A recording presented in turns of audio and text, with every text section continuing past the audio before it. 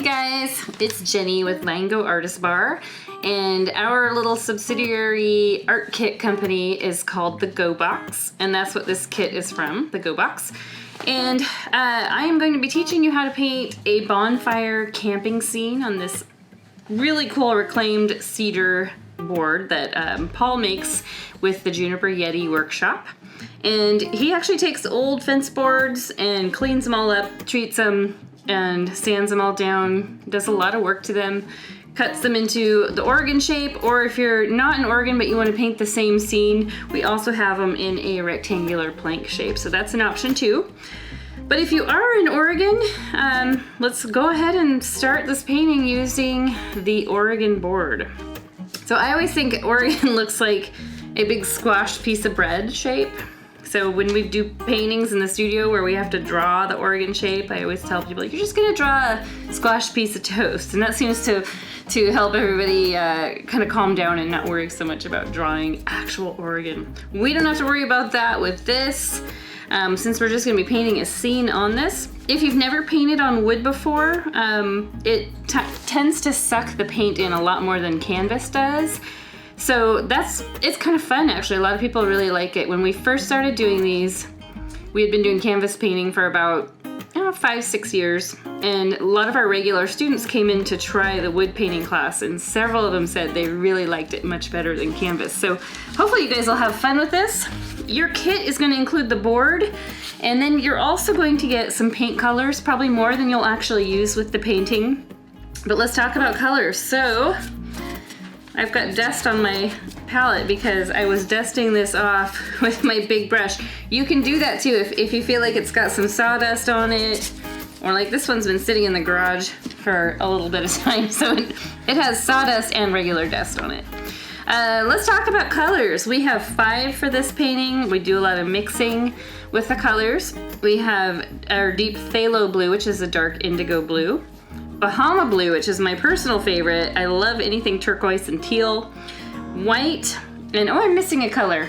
You know, sometimes this happens.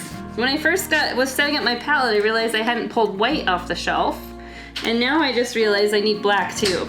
So I'm gonna pop some black on here, and I totally lied. We have 6 colors that we use with this painting. So this is the way it works sometimes. We have black, white, phthalo blue, Bahama blue, and then our craft yellow and craft orange. This is for the bonfire part. And all of these nice cool colors look amazing with this sudden pop of warm color with our bonfire right here. So that's what we're gonna use. Brushes, I'm using 3. I just like to have a small, medium, and large. You can complete this painting with all kinds of different brushes. You don't have to use the same ones we are. But if you do want to use our brushes, we sell these for $12 a kit, which is actually a really good deal compared to what you would buy them individually at an art store. So we give you a little bit of savings there. And those can be purchased on gobox.com.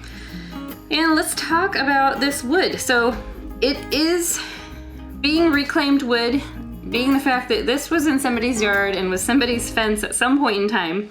You're gonna find screw holes, nail holes.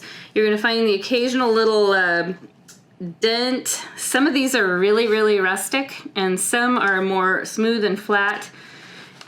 In all the years of painting on these, I love them when they're very rustic, because you have this very handmade looking thing, and a lot of times it will play up the image when it's finally done, and it looks amazing. So let's go ahead and get started.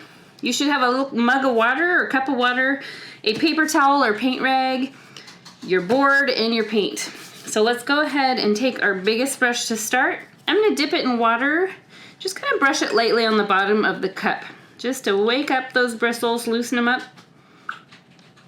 And then blot it a couple times on each side on your towel. And let's pull our paint over here. So we do sell these palettes for $6 each. They're just a pad of like wax paper, but you can also use a paper plate, so keep that in mind. To start with, I'm gonna go with a really light color along the horizon line. So I'm going to mix a little white with teal or Bahama blue. Make this really pale minty color. And this is where you get to make a color choice for yourself. Sometimes when I've done this painting, I've put a little bit of yellow in here just to turn it slightly greenish. And I really like that in the horizon in the sky. You don't want too much yellow, because then you'd end up with a really, really green sky, which I suppose that's not a bad thing. I have some paintings that are like cosmic style, and they have sort of a greenish sky along the horizon. It looks kind of cool. So let's, oops, I think I just knocked something off. I think it was the camera cover. Let's start off by marking our horizon line. So we've got this middle board and then the two half boards here. Let's go just maybe an inch above this middle line. Go ahead and draw a line across here. Don't be scared. I know it's because we're painting on wood, it's kind of scary, but this painting goes amazingly well. So let's go ahead now, and we're gonna brush a horizon of paint in here. Let's come up about, I'm looking at a picture over here. I don't have the actual board with me, I'm looking at a picture. Let's come up about 3 to 4 inches with this color. And if you want, you can add a little water to your paint. Acrylic paint is water soluble. That will give you a really neat effect on the board.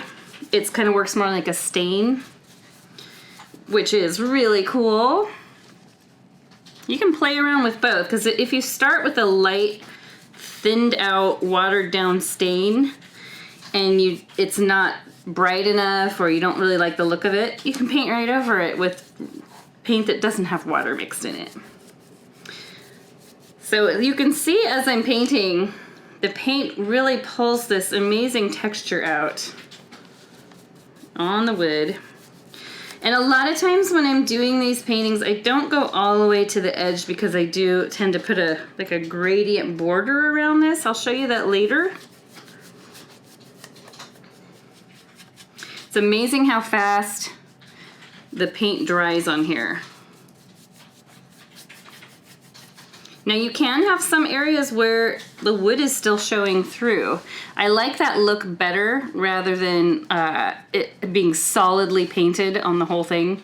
I've seen them done where it's a real solid covering and you don't see any wood grain at all. And I'll tell you, I like them a lot better when you do see a little bit of the wood grain. So I had to mix some more color, and I got a little more yellow in it. And I actually like that. I'm going to roll with that. Looks like I must have bumped into the white a little too, or I didn't mix it in good enough. So when that happens, I always just say it's a happy little accidental cloud. That works for me. All right, so this is what you should have so far. One thing I'm gonna have us do, we're gonna work on the sky some more, but down in this area, I want to put a little bit of this color, because it's like the sky reflecting down on the ground under the bonfire. The bonfire is gonna light up the ground around it, so it would be bright around there. So let's go ahead and kind of a back and forth jiggle into sort of an oval shape. I'm just using the thin edge of my brush.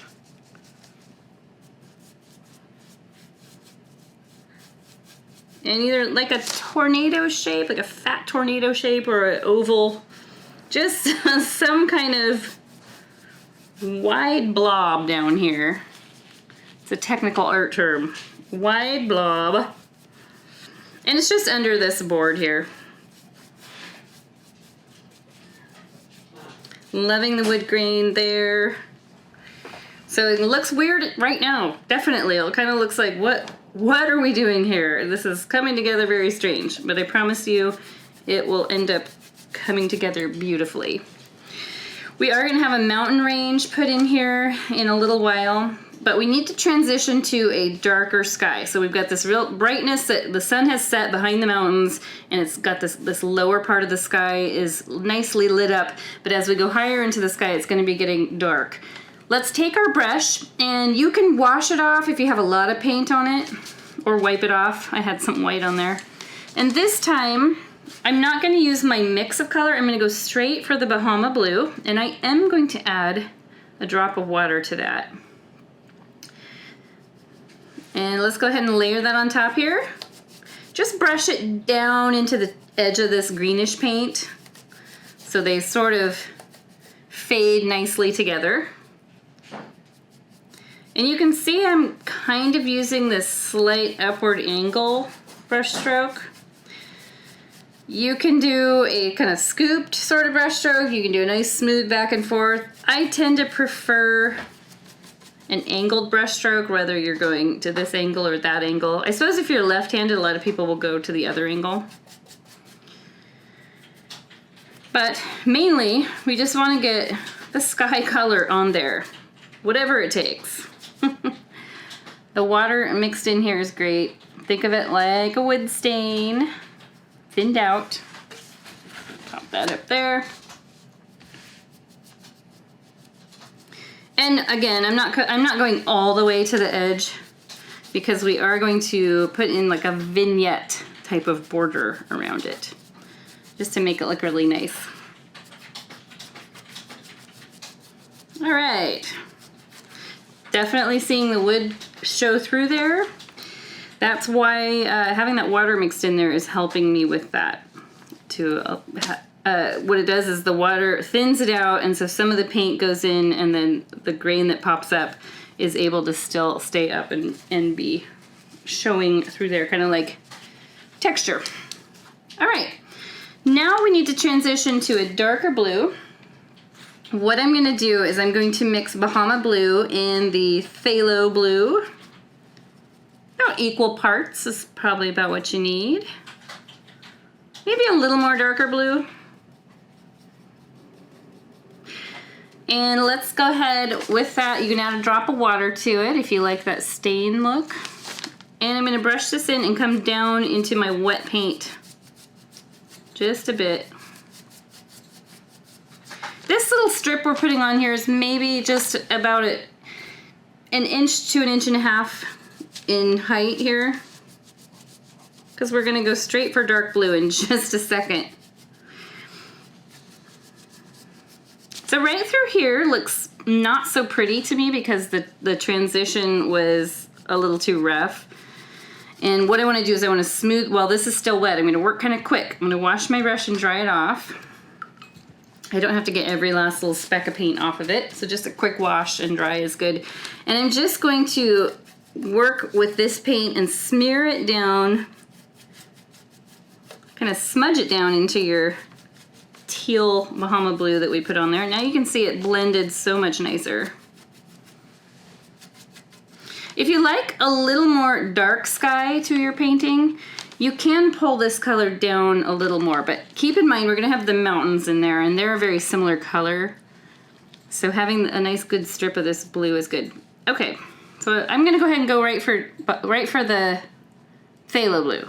So that's your deep indigo. Brush it in, add some water to it. That's the one thing I didn't do. Let's bring this all the way to the top, or close to the top, because we're gonna do a smoky vignette, like I keep saying. I promise we're gonna do it.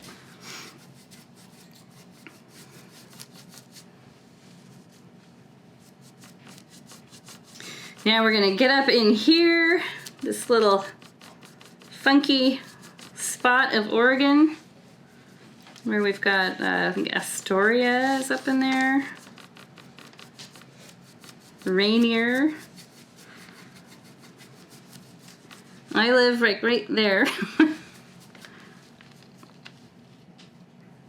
I have traveled around a lot of Oregon, but I haven't seen it all. I've never been down in here. And I know a lot of people say, oh, there's nothing down there, but I still want to go. I think it would be really neat to see. I've seen lots of pictures on Instagram because I follow some Oregon photographers. And there's some amazing waterfalls down in here.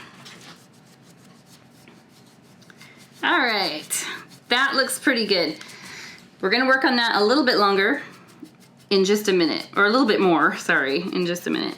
I'm gonna brush some of this down into my turquoise so that I have a little bit of the darker blue coming in on this board. Otherwise it would look like it's just a light stripe and then a dark stripe right where the wood ends. I don't want that. I wanna have a little blue down in there, a little darker blue. I have very little paint on my brush right now. Just enough to tint it. And this is already pretty close to dry. I can rub my hand on it and I don't really get much of anything on there. All right, so I'm gonna let you guys work on that while I wash my brush. Keep in mind you can pause this video anytime if you need to catch up. You probably already know that, but I do mention it every time. Because sometimes we just get working so hard and trying to catch up. I've done paint tutorials on YouTube as well, and sometimes I'm like falling behind and realize, oh, I need to pause. Oh, I can rewind. So feel free to do that. We need to get some of this darker color reflected down on the ground. Let me wake my computer back up. So this color here, which was the Bahama blue mixed with the indigo blue, I'm gonna remake that. Just a similar color to that. It doesn't have to be exact. Remember, it was just a tiny bit more indigo, or phthalo blue. I like to call it indigo blue, but the technical name is phthalo blue. It's a really strange name. It just has to do with the mineral that's in it. So I'm gonna add a little drop of water to some paint here. You can see I pulled it off to the side. Sometimes I do that just to allow more space. And I'm going to come around here and paint some of this ground in around my big light splotch. Let the two colors sort of meet together in a very uneven way. I like to use the thin edge of my brush, pulling it inward. And on this side too. Again, you don't have to bring it to the edge. We're gonna let these two colors flirt together.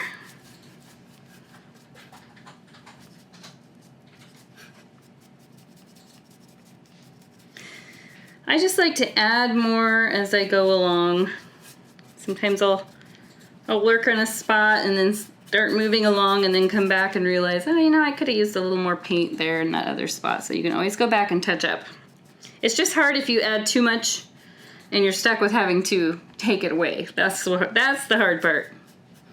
If you end up eliminating too much of this light color, we can remix some of that and kind of expand it back out again. I think that's probably what I'll do with mine, just a little. And let's bring this over. You don't have to go all the way to the corner. We have this dark bit of land coming in here. Like this is, I imagine this as being like a field area or just a flat area, sand, whatever. And then over here is you know, some rocks and grass and stuff. At least when I designed the painting, that's how I imagined it. And yeah, let's bring this over a little bit further. Don't worry about this area. We have to paint mountains in there.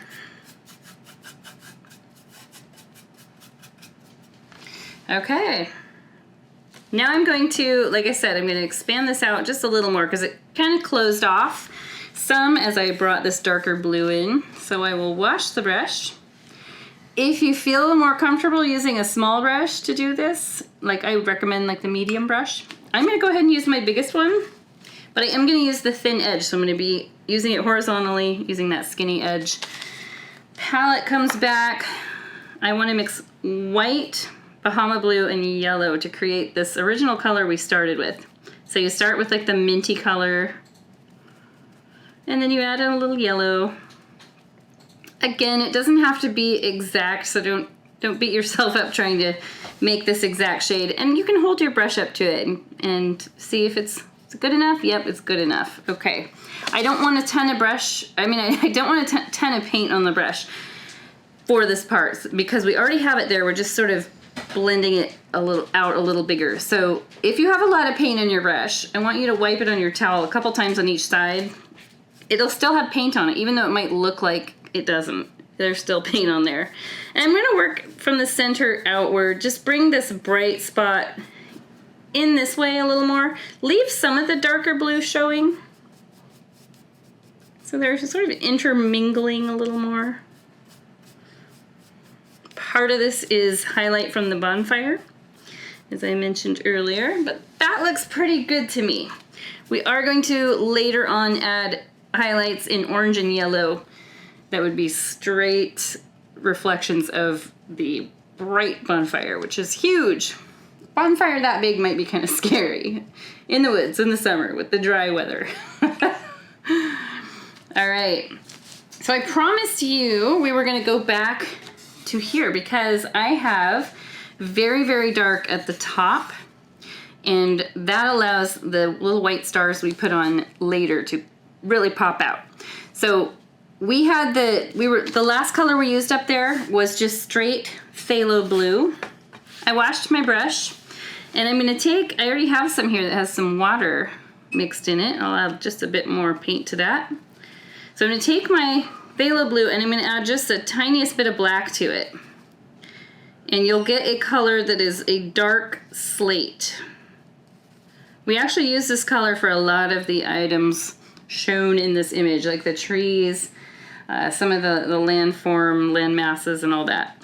So you're going to get very in touch with this color. All right, I just keep adding more black to it, but you do want this deep slate color. Oh, that was a lot. See, I knew I should have stopped. Sometimes you just need to tell yourself to stop. I'm gonna add a little more water to this. And now before I touch the board with my brush, I know from mixing that I have a lot of water and paint on the brush. And I know that once I put that on here, it's just gonna be super heavy. So I'm gonna dab my brush a couple times on the towel, and I'm gonna start from the top and work my way down into this last blue we added on. It's amazing how fast the board sucks up that paint and water. So this color can come all the way up to the top. You can have some bits of the wood showing through. That's your preference. If you like the look of having a solid paint job with no wood, you'll still see texture and wood grain. It's just having a thinner paint going on is going to make that wood show up a little bit more. So it's your preference. Let's get up in here.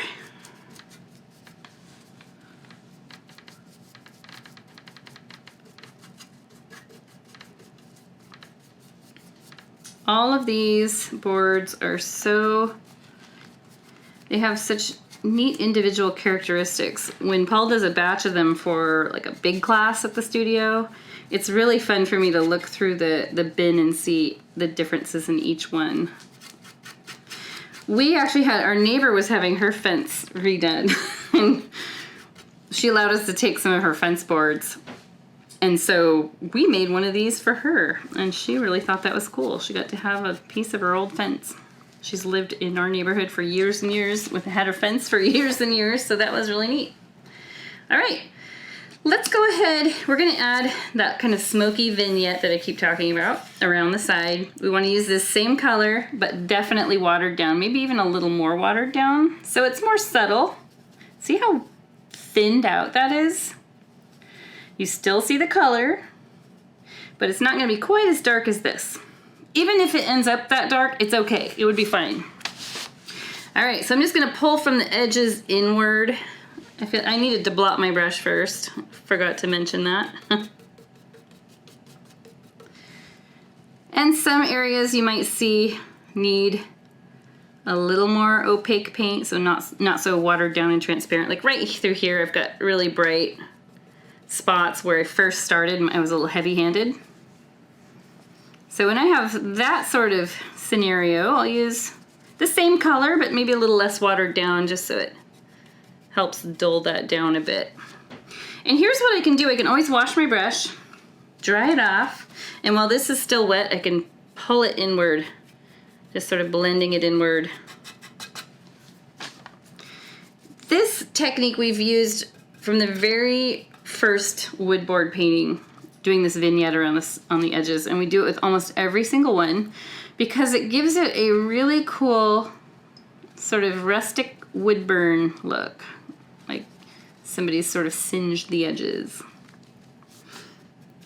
So I'm always pulling inward, so when I get to the bottom here, I'm going to be pulling upward. I have too much paint, I can tell, because I'm seeing brush marks, so I'll just brush those out.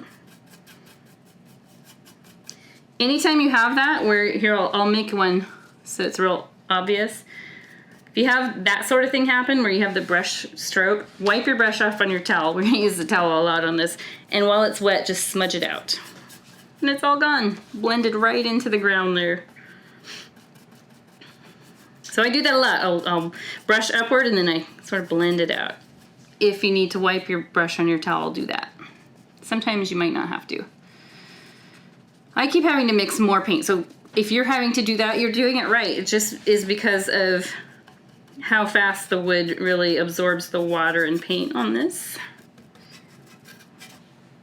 Already looking very cool. This right here is bothersome to me. I'm gonna add a little more paint to it. I might have to go back after it dries more. There, that looks better. But you know, when it dries, it'll lighten up, so I'll have to keep hitting it with vignette. Around the edges. Through here, you can be really sloppy. When you get up in here, you're gonna be clean again, but this is so dark when we add the little rocks and landforms in there. So don't worry too much about this area. We probably didn't even have to do it. But it's good practice for you. Around and round. All right, time to be careful again. You will probably have to add water to your paint quite a lot as we're doing this.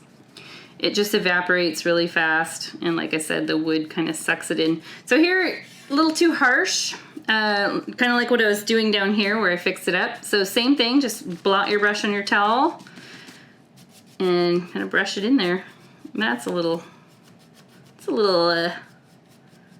bit more paint than I wanted, but that's okay. What do I have there? I have a big tree there, so we're gonna be fine. Some people I've seen do a very dark, almost solid black vignette around the painting, and you might feel like, oh no, I've done it wrong, oh, I ruined it all.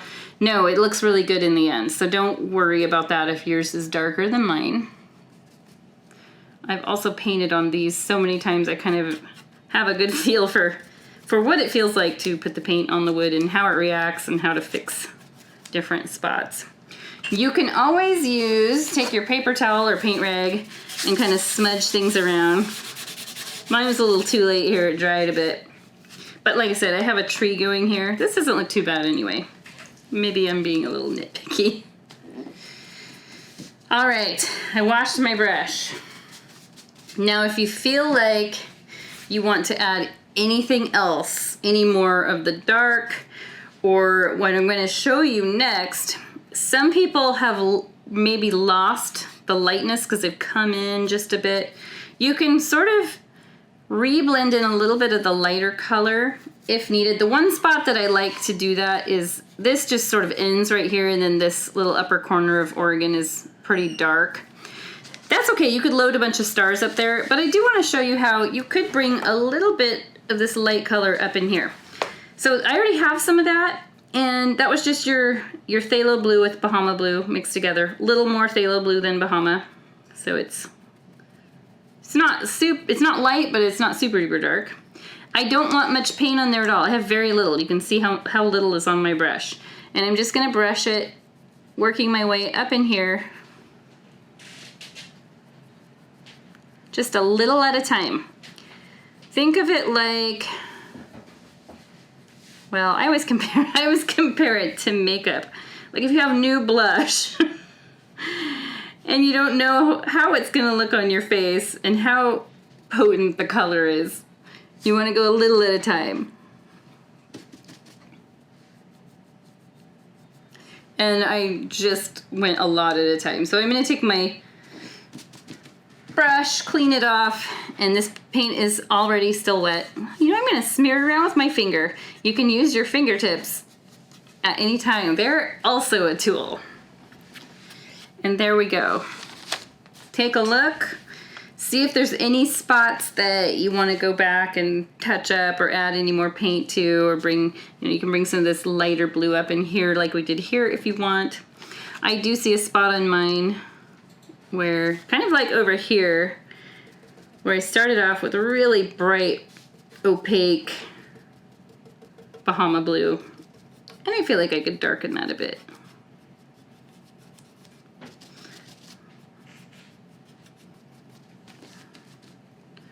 Bit too much paint there, again. So I'll clean my brush off. Hope that doesn't dry super fast. Dry my brush off, and I'm just gonna kind of smudge it around. Use your fingertip if needed, or your whole hand. That looks pretty good to me. It looks just about the way I want it to look. And now we're gonna have some fun with mountains. So keep that in mind. You guys get to learn how to paint lots of things that we use in lots of different landscapes with lots of our paintings. So fir trees, mountains, rocks, all the good stuff, sunset, stars, and then finally a bonfire. All right. So I think for this next part, drawing the mountains on, it will probably feel best to all of us if we go with a little bit smaller brush. So this one that we started with, what I was using was a 1-inch wide brush.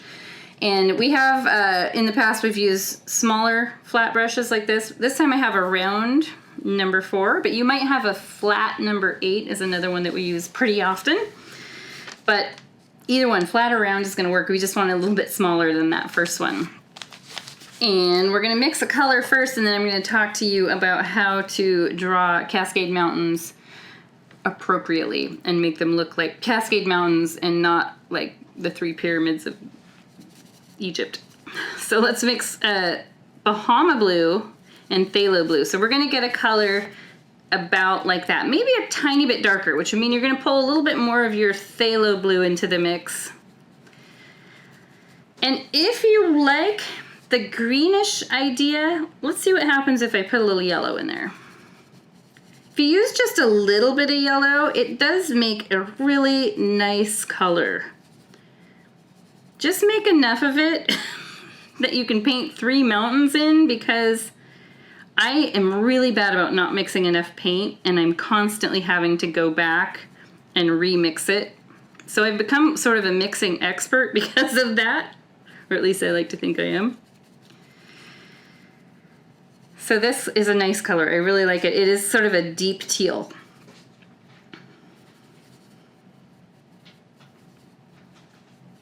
Just play around until you get a color you like. This is your choice here.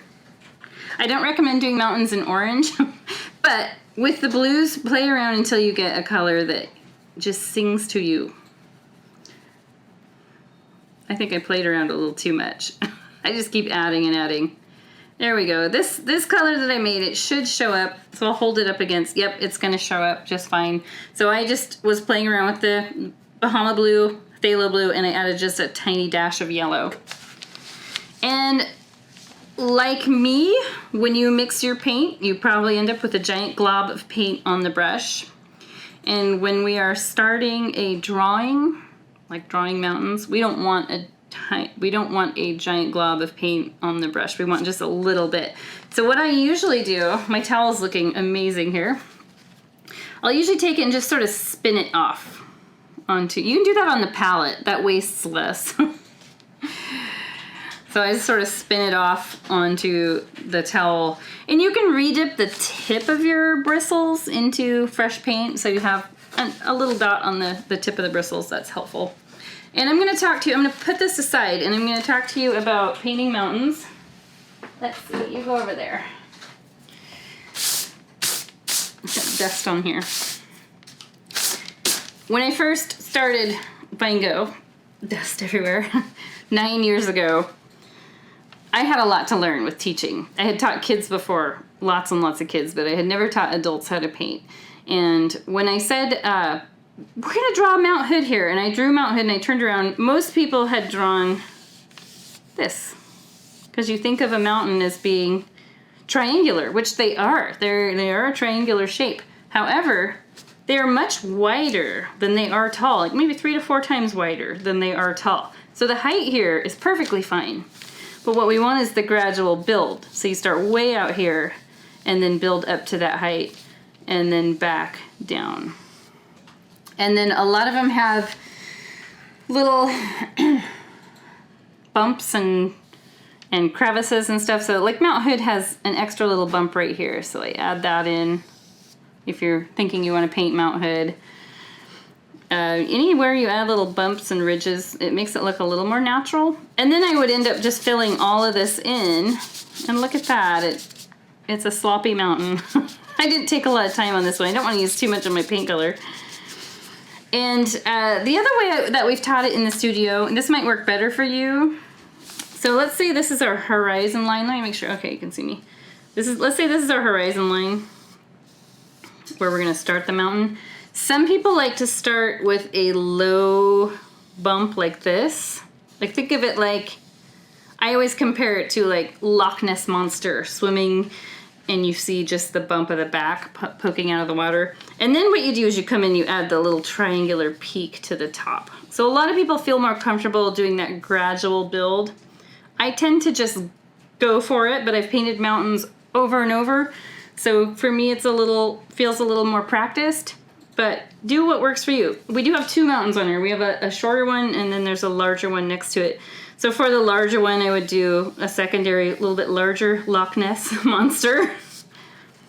And then add the little peak. And then if you want to add a little extra bump there, there you go. And once they're all filled in, they look like mountains, in theory. Now maybe you don't want Mount Hood, maybe you want Mount Bachelor, or the Three Sisters, or some other mountain from your hood. You can definitely put whatever one on there is calling your name. All right, so I was talking about having paint on your brush, just a little bit on the tip of the bristles. And don't be scared. Let's just start it off. Let's do the Loch Ness Monster bump. I think that will make you guys a lot more comfortable. So I've got this wood strip left here. We're gonna put trees in there, but let's bring the mountain line. Let's say this is our horizon line. So about pretty close to half of our mountain is gonna be covered by fir trees that we paint in later. Let's talk about how high we want them to go. I don't want to make them so high that they're competing with this color. So I will probably bring it up to, like the tallest one, maybe up to about there. So pretty close to halfway between this board. So let's just go for it. Start way over here. We're making the little mini mountain. It's going to come up to about there. Not quite halfway between here and here, but right about there. I think I inhaled some sawdust. People are going to be scared to order it. It's only because Paul has had this one in his wood shop. Don't be scared to order it. He does dust them all off. So here's Loch Ness Monster. Here's the lake edge. Loch Ness Monster's just popping out here. Now you can add a little water to your paint if you want to make it a little more fluid for drawing. It helps. And let's make the second Nessie. So this one, I'm just gonna have it kind of come off of this. And it's gonna bump up and over, back down. Remember, really wide. It's like someone took it and stretched it out. So obviously these aren't gonna work perfectly well for mountains quite yet because they're a little too rounded. These would be great for, like, I think the Painted Hills in Oregon or that shape. I don't know if I've ever been there. Where are the Painted Hills, Paul? They're kind of near John Day. I've been out that way, but I don't think I've actually seen the Painted Hills. Okay, so let's add the little triangular peaks here. This is the sharp point, up like that. Look at that. Now it looks more mountainous. And to make it look a little more realistic, I'll add like an extra bump, wiggly wobbly, even though it might get covered by trees. And then this one, again, just follow the curve and then you're just gonna pop up. You can use your smallest brush to do this part if it's more comfortable. There's my little triangular peak. It came up a little higher than I planned. That's okay. Sometimes the painting dictates itself. I'll add that extra little bump on here. And there we go. Now you can use your same brush to fill them in, or you can use your biggest brush. I'll probably go for my biggest brush. The mountains I made are a little large. That's all right. And right through here, where it goes down into the wood, maybe I'll just add a third little bump here. Just for fun. Even though it might end up getting covered by trees. But let's brush this blue down to this line. So right here, I've got a little dent in the wood, which is really fun texture to play with. I don't see those as flaws. I see them as challenges. No, they look good in the end. It took me a while to embrace that. Not because I didn't like how it looked, but for myself painting on it. I've painted mainly on flat surfaces. I have done a few murals that were done on pretty rugged walls, but not on wood like this, so it was kind of fun to get used to that. So I ran out of paint. I just mix a little more. I did get pretty close to the same color. Close enough.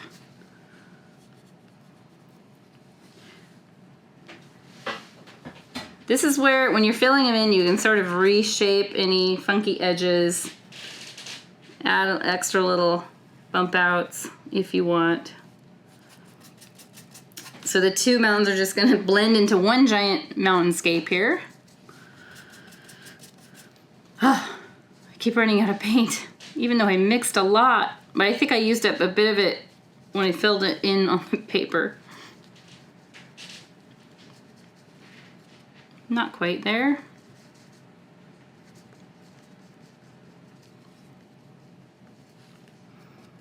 This is why some people like to paint right out of the bottle.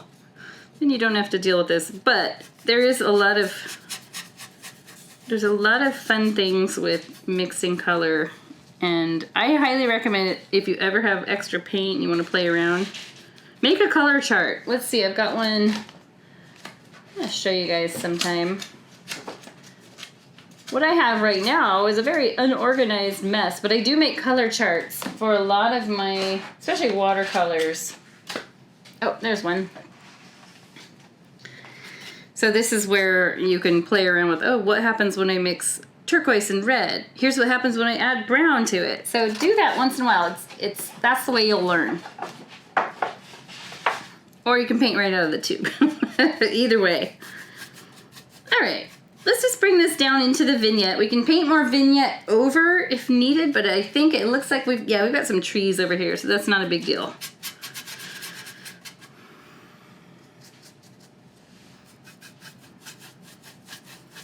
Let's let this color meet the ground here. We don't want any wood left between here and here.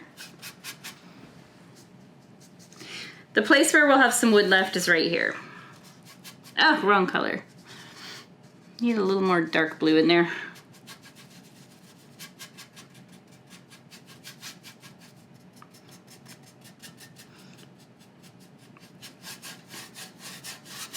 So my mountain has a big screw hole right through the middle.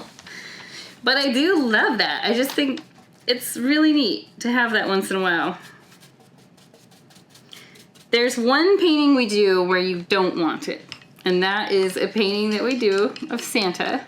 His face is down here and the hat kind of goes up here. And you really don't want a screw hole through the middle of Santa's forehead. I don't think that would be good. But in paintings like this, it totally works good. All right, I don't know if you can hear the ting ting ting, but I'm washing my brush off. And I have another brush in there right now, that's why it's doing that. We're gonna add a subtle highlight on the mountains. Sounds scary, but it's not. Paul, I'm gonna have you grab me another paper towel because this one has become pretty epic. I tend to get a lot of paint on my hands just because I use my hands a lot, and sometimes your brush handle will roll into the paint and it can be a mess. We are going to put highlights on the mountain, but just thinking, thank you. Just thinking if this will dry. Yeah, that's pretty dry. It dries so fast. How about we switch gears while we're waiting for these to dry and we'll do stars, because I know this is all dry. And that's probably what I would do if I was teaching it on stage in a public class. My favorite way and the easiest way to do stars is to use the handle end of your smallest brush, which is a nice little pokey, little pointed circle. Now, one thing I will show you is that if you dip the handle, just dot it right in the white paint and go straight for the board. You're gonna get a giant star. And it's okay to have 1 or 2 giant stars in there, but I tend to like them on the smaller side. So usually I'll dab it a couple times on my palette somewhere. And then when I go to dot it on the board, it starts off as a lot smaller star. There are other things you can use for this, like a balling tool would work really good. You can use the very tip of the bristles of the smallest brush. Some people like to do it that way. That sometimes can be a little tougher because you have to be really careful about how much pressure you put down. So if you put any pressure at all, your star will kind of become a little line. So the handle of the brush, as long as you dot it off a couple times on your palette, works really good. So how far down are we going to bring these stars? They are mainly going to be up in the dark sky, but I do bring a few down into the lighter part so that we don't just have this like strip where it suddenly stops. There should be some down in here too, especially on the sides. I love the look of it sort of framing down the edges here. And wherever this is taking place is not near a city, so you won't have light pollution from the city blotting out all the beautiful stars. So that's why, like, when you go out in the wilderness, you see so many stars. Well, in the city, they're still there, as you know. Just we can't see them because of light pollution. So feel free to load it up, especially up in this dark area. You can make it look really cosmic if you want. One of the biggest problems I see that people have a tough time with is our human nature is to place things. And so you want to automatically place these stars equal distances apart, and then it suddenly looks like instead of a sky full of stars, you have a polka dot pattern. So what I run into that as well, even though I've been painting for over 25 years. What I do to avoid that is I just make sure that I'm clustering a bunch together. And then sometimes I'll move over and cluster some more together somewhere else. So that way you avoid having the polka dot pattern. So as you have discovered, your brush handle starts running out of paint. And that's when I like to go down in here and do the tiny stars, because where the sky is the lightest, you wouldn't see so much of the stars. They're going to be a little tinier.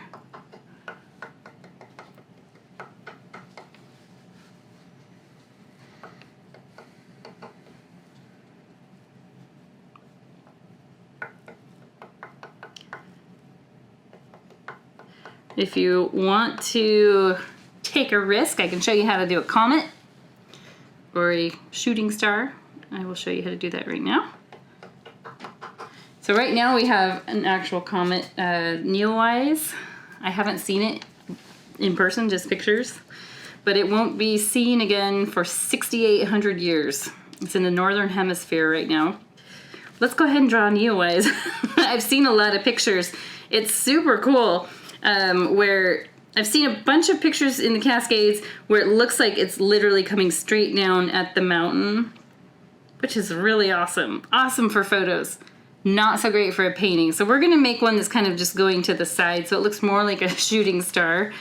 What I do to make a shooting star or meteor or comet, I'm gonna use the brush end, but very, very little paint on the end of the brush, and you want a nice rounded pointy brush.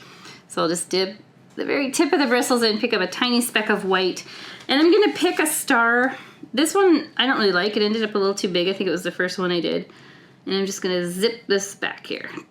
Just real quick flick. You might have to do it more than once. You want the really skinny tail. So there you've got your comet, meteor slash shooting star. And you can do more than one if you want. You can load up your sky if you want it to look pretty cosmic. Maybe it's a meteor shower going on.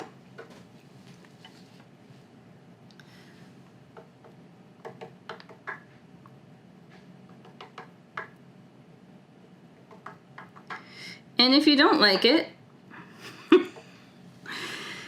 if you catch it early enough while this paint is still wet, which it would have to be within seconds probably, you would take a damp, clean brush like this one and scrub at it, and then wipe off you'll have white paint that sort of spreads around, kind of watery white paint. Then scrub that off with your towel, and it will be easier to either cover or work with. You might even get it off completely, but you have to work really fast. My original of this painting does not have any shooting star or meteor on it, so it's up to you. Sometimes I just go a little extra when I'm doing videos. I know on the stage I will most often when I do a starry sky, I'll show somebody how to do a comet, meteor, shooting star. Okay, looking at mine, I haven't brought enough stars down in here, and I want to do that. Sometimes it feels like it's just taking forever. But I don't want to just keep them up on this upper board, like, oh no, they can't go beyond that. No, we want them to. Primarily smaller ones. Sometimes I'll feed off of a wet one rather than dipping it right back in my palette, because then you get little tiny dots.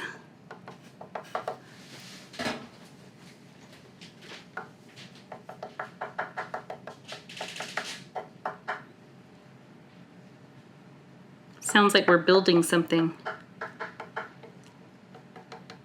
Hammer, hammer, hammer. This is what we use to do snow also. So we have a lot of winter paintings that have snow, and this is such a good way to do it.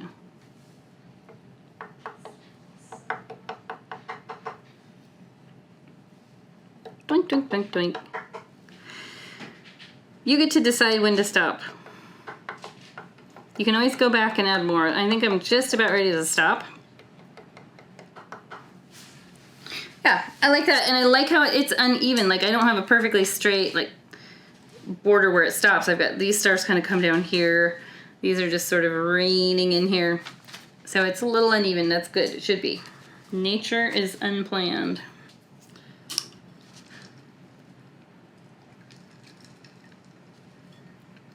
Okay. Looks cool. It could stand alone as a painting right now, maybe. This might look a little strange, and this too. So no, it can't stand alone as a painting right now. This part could. We're gonna add highlights to our mountains, and they're pretty subtle. So what we've got this night sky, the sun is setting somewhere over here, and so this side of each mountain is going to be the one that gets the highlight. Over here, not so much. So this will stay dark, this will stay dark. But this side and this side will have a little highlight. I like to use my largest brush, at least for this bigger mountain. We might use a smaller brush for this littler guy. But let's talk about the color. I feel like a really good color to use here is just a shade lighter than this.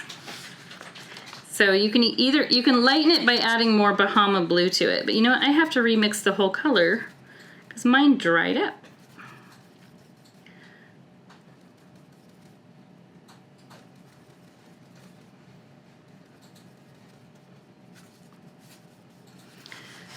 Yep, needs a little more blue.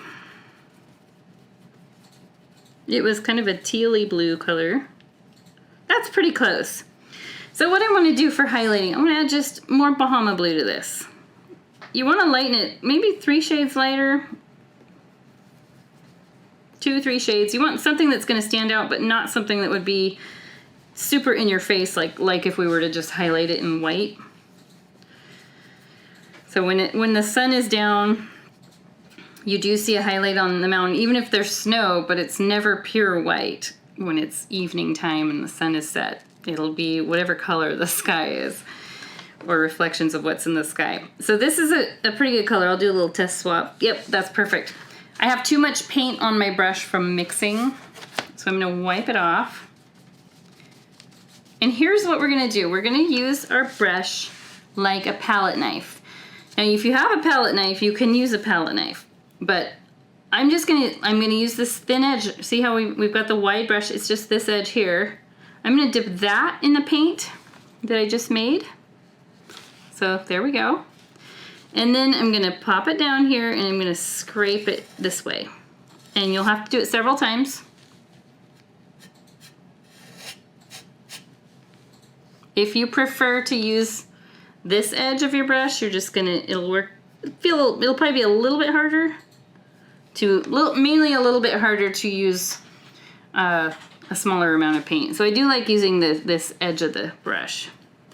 And I just keep adding more and more. It's not a super duper light color, so you can add more without it just completely changing your mountain color.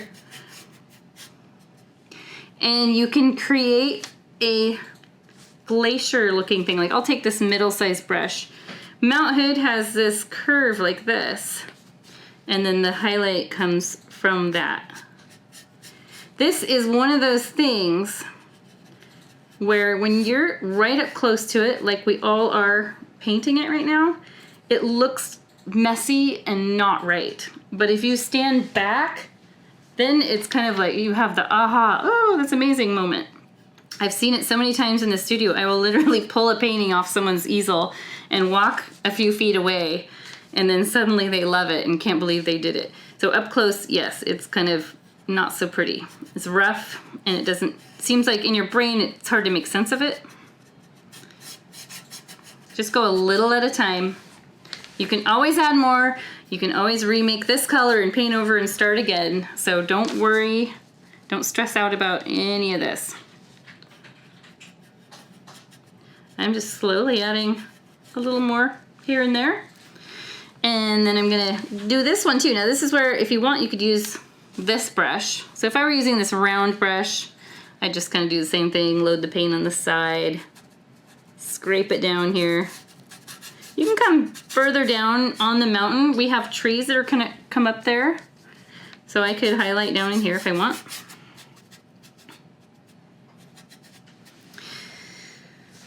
If you want to go extra, which is something you will get to the point that you do like to go a little extra once you learn and feel more confident doing things. I could add another highlight to this mountain. I'll do it real quick. For those of you who've been painting it for a while and you really like kind of experimenting a little bit, I'll show you. I would use my littler brush, so this is my middle-sized brush, and just straight Bahama blue. You don't want a lot of paint on the brush. I put too much on, so I'm gonna dab it on my towel so I have less. And you can add along the edge of the mountain mainly a little extra highlight. This is just plain unmixed Bahama blue. No color mixed in it, but very, very little paint. And I'm just kind of lightly grazing the board with it. You can use your finger, smudge it out if needed. I can kind of carefully redo this glacier here. I've got this little spot here which might grab some light too. I love doing that because then suddenly it looks a lot more three-dimensional.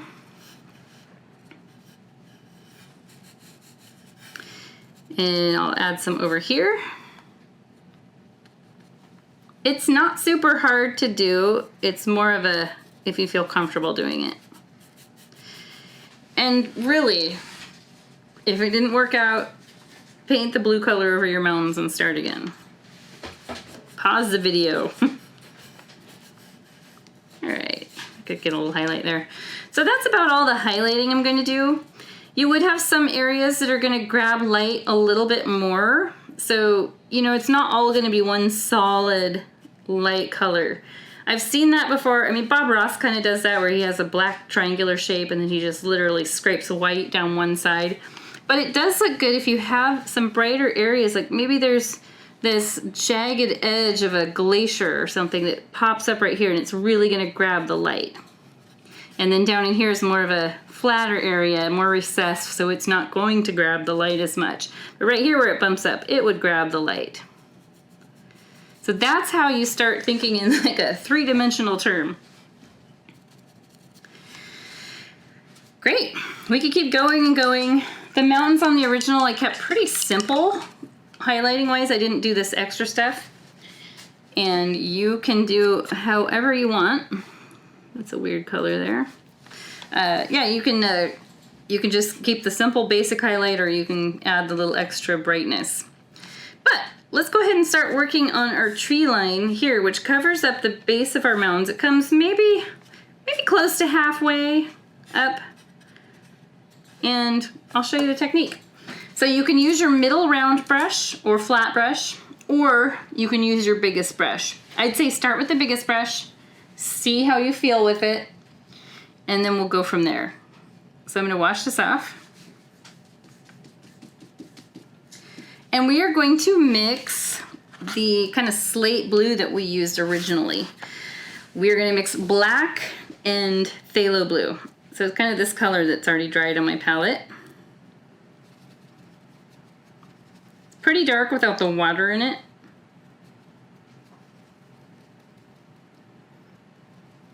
I feel like I could add a touch of Bahama blue to it just to lighten it up just a touch. So let's pop a little of that in there. There, that's a good color. Definitely a dark slate. And you can add a little drop of water to this. We don't need it as watered down as we have been using for the background stuff, because this is actual landscape elements we're painting on, not just the background. And I'm going to show you on my paper here how we do it. So we've got this awesome thin edge, and let's pretend this is our mountain on our board. What I do is I wiggle it up and down, and I climb up higher sometimes, and I come down. Don't worry about this bottom edge. It's going to be really jagged for a while. Think of it like you're painting a heart rate monitor or a sound wave. The brush is glued to the canvas. You're not lifting. So you're not doing this, or you're not doing this. It is really tight together, up and down. I have not lifted my brush. Don't worry about gaps. There's plenty of time to go back and fill those in. For now, just worry about the top edge. We're gonna get all the way across. I'm not gonna do it on the paper right now. And then when we come back, then you can clean up these areas and make it look like a dense forest. But this is the way that we do fir trees that are at a distance. So you're not seeing, if you're standing like across a lake, you're not seeing the individual trees so much. You're seeing more of a furry texture. Like you see woods, you see a whole dense woods. You're not going to be seeing like each individual tree. This is what gives you that illusion of a dense forest without painting every single tree. Okay, let's do it. Here we go. Let's start over here. It ends up being behind the bonfire, so if you have some goof ups, it's gonna be covered by fire. So I'm gonna start right at the edge. And let's see, how far do we want to go down? Just start at this line, and we're gonna brush it down like a shadow later on. So if you overlap into this lower area, no big deal. Wiggle, wiggle, wiggle, up and down. Creating your sound wave. On this low mountain area, maybe I have some trees that go up higher so they silhouette against the sky. That's always a good thing. Let me make sure I'm centered here. Okay, good. Again, don't worry about the bottom edge. If you have too much water in your paint and you can see through your trees, we want to remix some paint back into it. They shouldn't be transparent. So the challenge here is keeping it vertical without leaning too much. You can, every once in a while, there are leaning trees in nature, trust me. But you don't want them all to be leaning, or that's gonna look kind of strange. So try to keep it vertically up and down. Maybe put a ruler. Do I have a ruler? I don't have a ruler, but I have this cool photo. So you could put that on as a guide. So make sure that you're paralleling, you know, the straight edge. Wow, that is a cool photo. That would make a good painting. But you can see how you just see rough texture of trees. You're not just seeing each individual tree. Again, I did not mix enough paint. I'll never learn. I've been painting 25 years. I will never learn. Guess it keeps it exciting. And that's not quite the right color.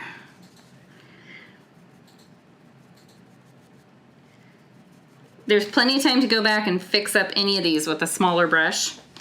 So I don't want you to be thinking about those ones. Just think about the ones you're working on now. These are gonna go right up to the screw hole. These cover the bottom edge of the mountain really nicely. Whew, I made it. It looks kind of like weird grass right now. But that's where we're gonna come in, and I'm gonna fill in this bottom area. Just sort of pulling the brush down. You can use the brush vertically to do that, or you can use the wide side. Any weird little gaps I have, I might dab some paint on them.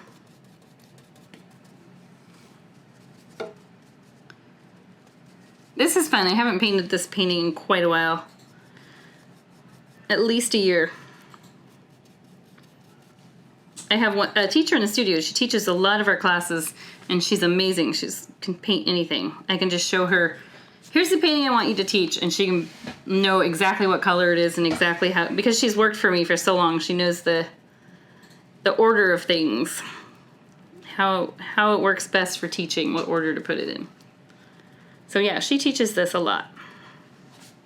Okay, pretty good. I like that tree line. It just, like I said, it kind of looked like grass. So if it looks like grass, you're doing it right. Cool. Now, we don't want this to just end at this wood part. It doesn't look quite right doing that. So what I'm gonna do, I don't have a lot of paint on the brush, so if you have a lot on your brush, you wanna wipe it off on your towel. But I'm going to just come down and smudge horizontally, back and forth. You know, you might have to brush down in here too, into this little gap. But what I'm doing is I'm creating a shadow. So our light source is behind these trees, which means these trees are going to be casting a shadow out this way. So we're just gonna smudge this same color down in here, maybe half an inch or so, just to give the impression of the trees casting a dark shadow into this lower ground area. And that ties this board into this board.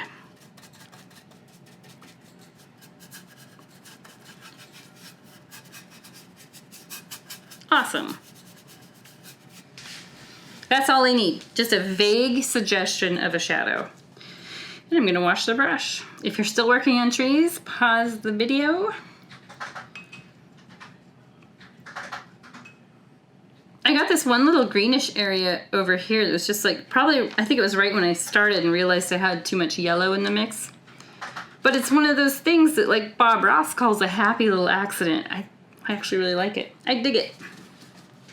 Okay, now what I wanna do is have a look at this. If they're too transparent, you can put some more paint on. One thing we could do too to give it a little more depth, we've got our slate color. Let's add a tiny bit more black to it. Not a huge amount, maybe just a shade darker. I need more blue because I ran out. So about a shade darker or so than what we just did. I could create some more foreground trees that are shorter using that same technique. Just to give this little forested area some depth. I don't have to go all the way across. These are not good trees. I don't like those, so I'm gonna go with my bigger brush. And I'm kind of just using, I'm not moving this up and down so much, just little taps here and there. But maybe some areas where there's some trees that are closer to our viewpoint, or shrubs, whatever they are. Make sure you smudge them down into the bottom board. But that helps give a little more depth. And some of them can be taller. Some of them can be just about as tall as these other guys. Remember, nature is very wild and unplanned in a very beautiful kind of way. There. So that was a really easy way to just break this up so it didn't look like it's just solid blue grass right across there. Now I've got some depth to it. And we're just gonna keep adding more and more depth. On the original photo that's on our website, that was the very first board of this design, there is a knothole right here. I'm looking at the photo that's cracked, and it kind of had this spider webby crack out from it, and it looks so cool because it looks like the dried, like it's dried mud. Like maybe there was a lake here that dried out over the summer and the earth is really cracked. So this is one of those happy little accidents. Let's go ahead and get this, our final little wood area filled in. I'm gonna create a rocky area through here. Let's use this brush, big brush. And the color we were just using, that was the one that had a little more black mixed in it. So that was blue and black, but darker than this first tree line we put in. That had Bahama blue mixed in it. These ones down here is just, they're just blue and black. And let's see how that looks. Okay, so here's what I'm gonna do. I'm gonna create this little hill. I'm gonna come up maybe a 1/4 inch or so, just start dabbing this out. And I'm going to come down like that. I'm just sort of tapping out a shape right now. I'm not like painting anything in any perfect way. Maybe I'll bring it down here. Once I'm happy with the shape I did, then I can fill this in. And make sure you go above here. We're gonna bring it above into this second board just to tie them together. So what we've got here, it's a little hill. There's little rocks and things. This is where some of our bigger fir trees are gonna grow out of this.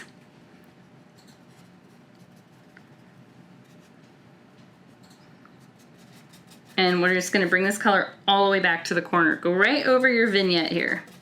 That's why I said you don't have to pay attention too much to what we did down in here when we were painting that vignette on.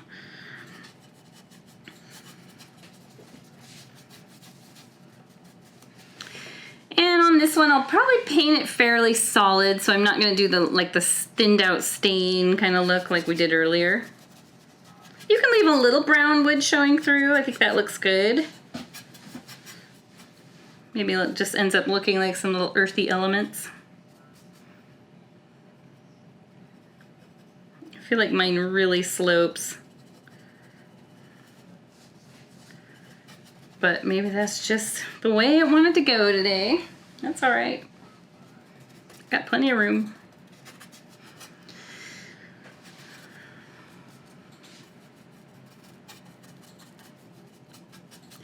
We are, later on when we do the bonfire, we get to put some sort of orange gold glowing highlights on this, which looks super cool.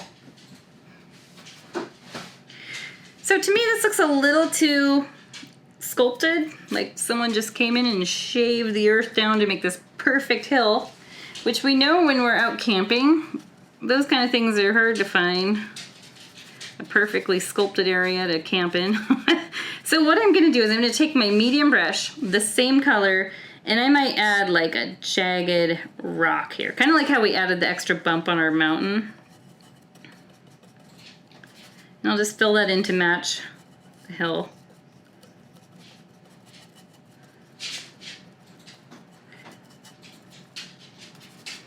And maybe there's another rock built up somewhere here. The scratching noise is my dog. She has arthritis, she's 14, and standing on the wood floor is a little tough for her. We got our little booties. She doesn't seem to care for those, but they do help her stand. Okay, so there I added some more fun, rugged areas, and I could right here too. This is the area the kids will spend climbing on the whole time, scraping their knees and whatnot. I think I had a little more black in here than this, or this just dried and was lighter. That's okay. We want that, we actually want that depth, so that works good. All right, we don't have a ton more to do, just some trees, which are always fun. And the bonfire, which is actually pretty easy. It looks complicated, but it's not. Okay, let's talk trees. We've got this great painting. This could stand alone now, if you wanted it to. If you're just like done, you're like, I don't want the bonfire. I love it as it is. I'm done painting. You can be done. But I will show you how to go beyond. Set that back here. Let's talk fir trees. The ones in this painting are not big, and they're really rugged. And I have some rules that I always tell people because there are things that you can avoid very easily if you avoid them from the get-go. So I have 1, 2, 3, 4, I have about 6 or 7 trees on that one. I went a little overkill probably, but we can do that if we want. Some of them go above the mountain range, which looks really cool. I'll show you that when we paint it. But it's actually this picture, I don't know if you can see that. This is a good comparison to use because here we've got this tall, grandiose mountain. I don't know what mountain that is. Let's see. Mount Shuksan, Washington. I don't know if I pronounced that right. I've never even heard of that mountain. So we've got this big mountain, which we know is, you know, thousands of feet tall, I'm sure. And then we've got these trees where, whoa, these trees are as tall as the mountain. How does that work? And it's just perspective. From the viewpoint here, yeah, the mountain's further away, so they end up looking like they're the same height. But having the trees go silhouette above the sky looks really good, and it gives your painting a good perspective. And you know what? None of these trees are pretty trees at all. There's some very rough and ugly trees in there. So don't concentrate too much on making perfect trees. They do not exist in nature. All right, there's my speech.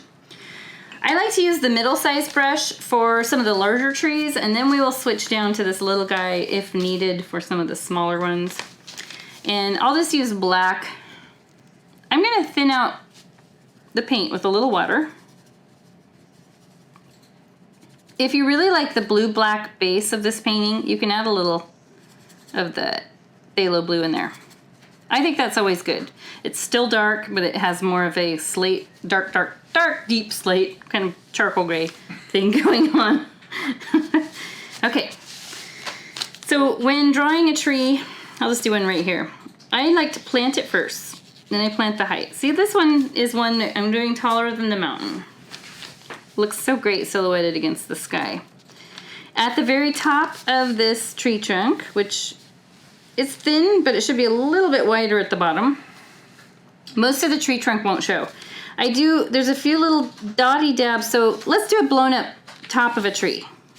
You know when you get a tree for Christmas, you've got this one at the top that goes like this. These are the needles, and then it usually has this sort of thing. And this is where you jam the Christmas star down, and it's almost always crooked or too long or floppy. But that's what we're gonna paint first. You're gonna do these like 3 or 4 little dots. And then you're gonna make these, which it's just basically like you're making an arrowhead. And then the next ones, I just dab them out under. I'm demonstrating both the large blown up one and the little one. This little brush is gonna be better, at least to start. So it's like you're making a little raggedy mustache on this stick. A stack of them. Each mustache is going to be just a fraction wider than the one above it. See how I'm lifting and tapping my brush? That's how I get that really furry texture. You don't want to go too wide too soon, or else the overall shape of your tree is going to be this. That's too wide. We want kind of a narrow. It's better to make it narrow at first and then add width if needed. So yeah, each one of these I do just a fraction wider. So now you can see it's taking on this. What we want is like rather than this, we want just like a tall skinny cone. Like that. So we just keep going and going. And let's see, these trees, I think they go all the way down to the ground. Yeah, there's no excess trunk showing. Like a Doug fir tree would have, that's where I would stop and I'd keep the trunk bare. But this, maybe these are nobles or something. They're gonna go all the way down to the ground. I'm going fast now. Now I can switch to my bigger brush. Here we go. Done. And all of the trees, you're gonna do this exact same way. Flip-flop between these two brushes. You might have a flat, middle-sized brush. That works just like a charm. Just when you paint the tree trunk, use the skinny edge. And when you paint the tree boughs, just use that skinny edge too. Okay, I guess I don't need to set those in the water. Let me bring my board back. Take a look at this tree. It's not perfect. It's not bad. it is a tree. It looks like a tree. That's what we want. Not too wide, not too narrow. But it's better to make it too narrow and make it wider. Making it too wide and making it narrower is really hard. Okay. Where to start? Let's see. Let's start with a shorter one, because I think you'll feel more comfortable painting a shorter one first on this board. How about we use the small brush to paint the tree trunk? Little brush, maybe add a drop of water to your paint. It was just blue and black. Here it is right here. The blue and black color. I need to add a little more because, again, I didn't mix quite enough. Add a drop of water. I'll just set this here. And I'll start with one that's kind of just like a background tree. I'm gonna have the tree trunk maybe start back here in the woods. It's gonna go up and above, partway up the mountain like that. And because it's darker than all of this, it'll show up. So I'll do the little dots at the top, maybe like 4 or 5 of them. That's where you put your Christmas star. And then the first little bow that goes out, so it looks like a tiny arrow pointing up to the sky. And now we're gonna think about mustaches. A big stack of them. I literally just sort of zigzag back and forth. I go kind of quick with it. Part of the reason I go a little faster is so my brain doesn't have time to overthink. It actually is helpful to some things. It's helpful to go a little faster.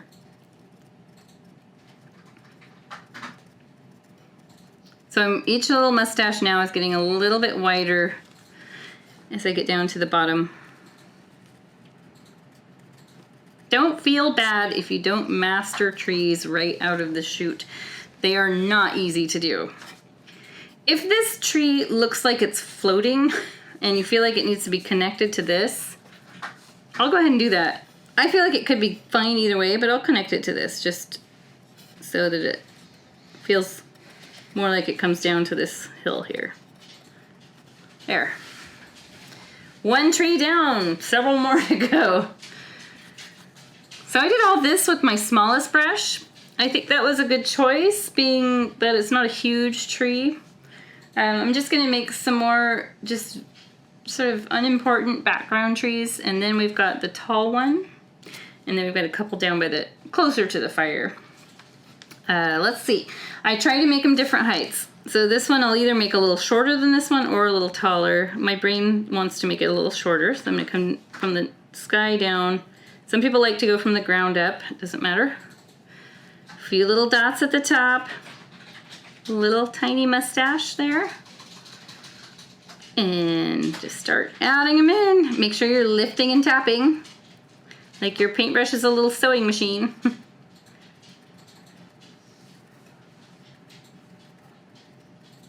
You can always go back and add more foliage. So if you end up with a tree that looks a little bit like a fishbone, super common in the studio. I was gonna show you guys that and I forgot. So what I see a lot of times, let me make sure, yeah, I'm on screen here, is the tree trunk and then this. There's too much space between. You're not doomed if you painted that. It looks like a fishbone. You're not doomed though. It's really easy to fix. All you have to do is come back. I'll make the top a little pointier just by doing the little dots. And then I just add in more tree boughs. So it's a nice healthy tree. It doesn't look like it went through a volcanic blast. There would be a few up there that look like that, but we don't need to include those on our painting. Hope I didn't just smear something. Nope, I didn't. Okay, good. There. Okay, I've got those two done. No fishbones allowed. If you have a fishbone, it's very, very normal, but it's also very easy to correct, as you just saw. Occasionally refresh your paint with a little water, just to keep it somewhat fluid. Now I'm gonna do the big guy. And I'm feeling pretty good with this little brush. I feel like this round one is maybe a touch too big. Go with whatever feels good to you, like I keep saying. I'm gonna make this tall one. So what I'll do is I'll mark off a dot in the sky. It goes quite a bit taller than the mountain. It almost goes up to this top board here. Boom, there, it's marked off, I'm committed.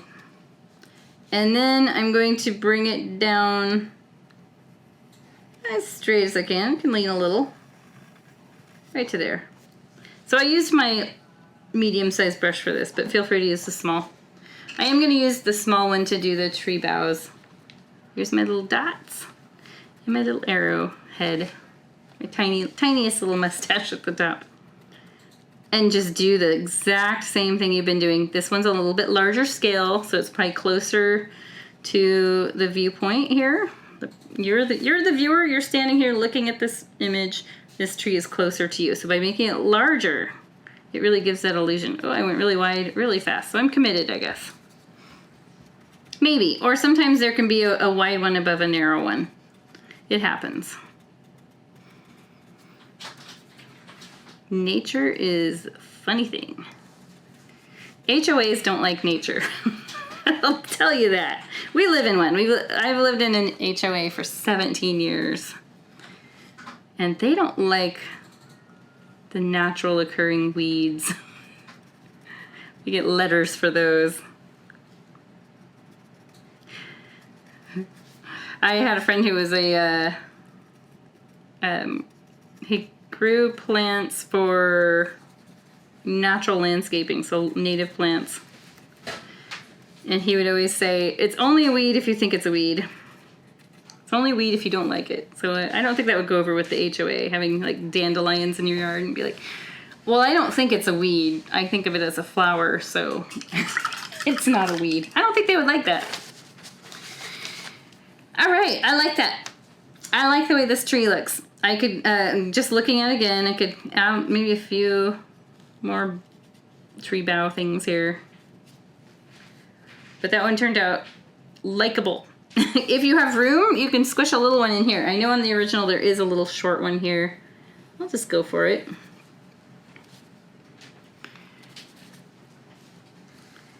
By now, you should be feeling like you're done painting trees.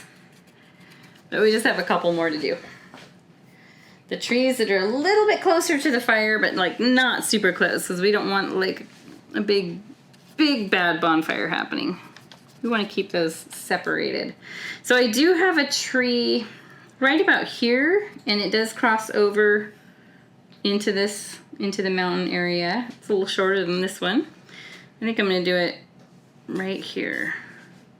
I don't want to line it up with this point though, that my brain is telling me not to do that. So I'm either going to put it here or here. I think I'm going to do it here. Okay, so this one, like I said, is going to cross into these woods, but not much taller, or maybe not as tall. I'm just going to stop talking and do it.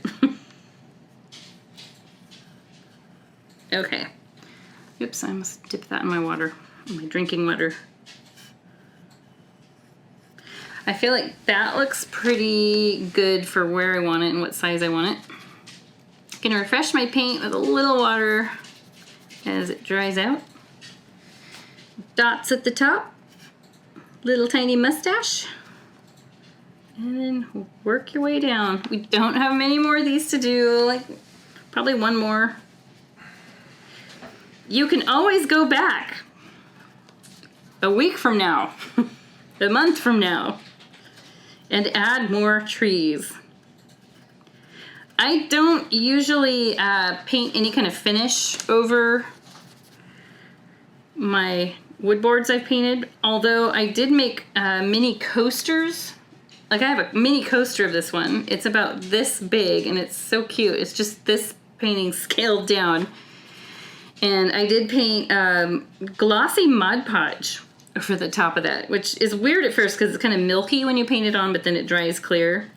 And it doesn't have that like chemical stink, and it worked in a very water resistant way too. We tested it out by leaving a very watery glass on it that we purposely dipped the bottom of the glass in water.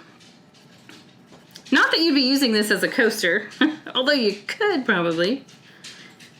But Mod Podge worked great for sealing it. I know that going to an art store, they'll tell you exactly what to use. And there'll probably be some lacquer thing that stinks. Just forewarning. But I don't have any issues just leaving them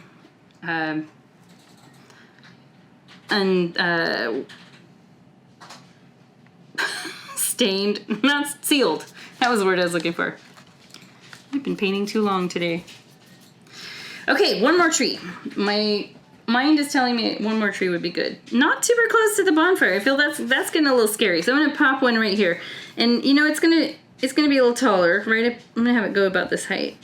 Come down, and maybe it's just gonna connect to the ground right there. I'll see how that looks, and if I don't like it, I'll add it to this.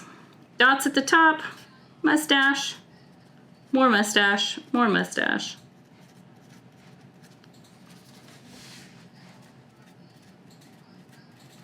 These trees are gonna get a nice glowy warm highlight on them from the bonfire. And that's a really easy way to give the illusion of them being thinned out. So if you ended up with really thick looking trees, you've got the highlights will help with that. Okay, so this, I am gonna end it right here, but I wanna make sure it's grounded. And by grounded, I don't want it to look like it's just floating. So I'm gonna bring this foliage kind of like a broom across the bottom. And then just like these woods had a shadow behind them, this would also have a little shadow. So I'm gonna use a very watered down version of the color and just sort of scrub it back and forth. Maybe that's too much water. Scrub it back and forth behind the tree till I get down to this. Then it's nice and grounded. And this should be the same width as the bottom of the tree. All right. Trees are done. Unless you want to go back and add more later on down the road or now. It's bonfire time. Yay! All right. So the bonfire is huge.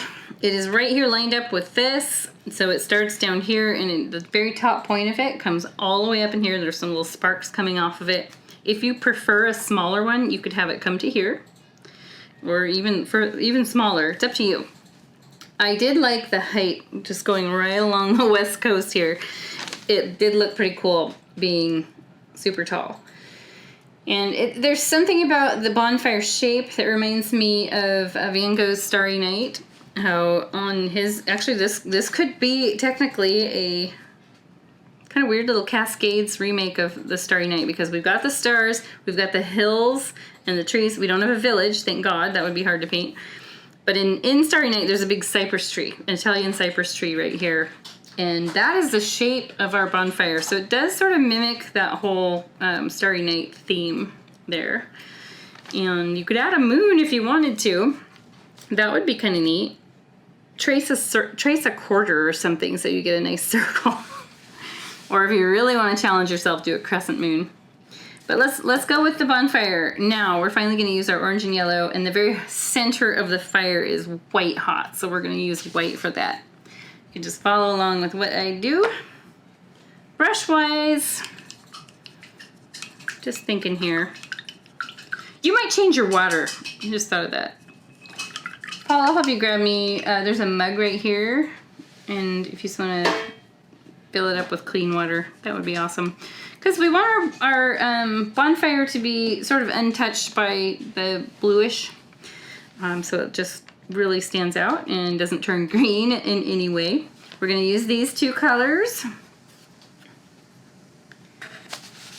And I think I'll start with the smallest brush. It's rather bluish, so I'm going to wait till Paul comes back in here. But I will show you real quick the shape that I draw, just like I have been showing you all along on the paper. I'm gonna take the yellow, you know, I'm gonna, just so it shows up for you guys, I'm gonna actually use orange. But when we paint it on our board, we're gonna use yellow. And what I do is, let's pretend this is the ground down in here. I draw the bottom kind of like a smile shape, and then it literally becomes this big, oh, thank you. This big stretched out teardrop shape is how I start the fire. And let the edges break up, because the fire does that. It's not going to be solid. There's going to be like little licks of flame and sparks and all kinds of things. But this is the overall shape it takes on. It's this long, skinny teardrop in yellow, not orange. Okay, I think our smallest brush is going to be the one to go with. And let's talk about where we place it. Like I said on that original, it just comes right up in here. So I have the bottom of it's just right here. And it comes up. But decide for yourself how tall you want your fire to go. Because once you paint it on there, it's on there. Okay, so yellow paint at first with the smallest brush. Maybe I'll put a drop of that clean water. This is where you definitely want the clean water because it would be turning green right now with the blue tinted water I've been using. And I'll just down here make a little scoop shape. Like I called it a smile shape earlier. We build and build and build color onto this. So at first it's going to be a little bit see-through and might appear just a bit greenish, only because we're painting yellow on top of a blue background. But we are going to eradicate that. Okay, so coming up, I just sort of been dotting it out. That way I have I'm not doing a solid line here. I want it to be broken up. And it's going to go up to about there. Look at that. Scary process because we are painting on top of this gorgeous painting we've done already. If you want to do the bonfire tomorrow or another day, maybe do that. If you're feeling a little fatigued, realize I needed to straighten this out. Okay, now this side is also going to come up. And you know what? I could make it kind of wavy because it would. I mean, the fire just sort of, it does that. In fact, this side it feels a little too straight. And maybe I'll make it a little wavy here and there. Make sure you have some broken up lines. In fact, you will have some areas where rather than following the curve of this, the fire would go straight up in a little line. And this one too, this is a great place for it because you've got the dark woods behind there, so it's gonna really pop out straight up.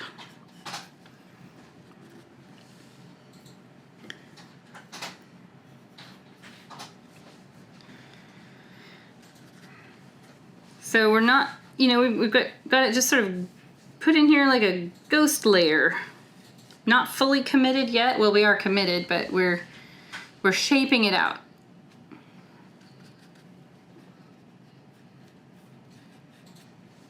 I'm using just solid paint now, so I'm not having the water mixed in it, so you get more of an opaque finish here. And just making some of these straight, they're not perfectly straight. We want to be a little bit wiggly. I would call them like licks of flame.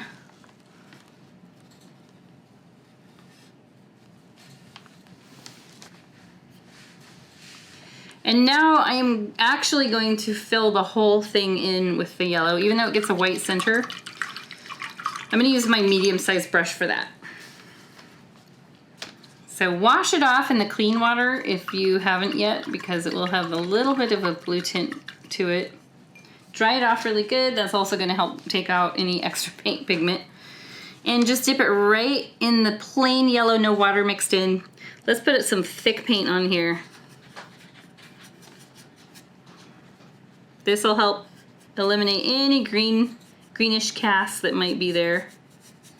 Just let these little hairy licks of flame be there, but fill in the center.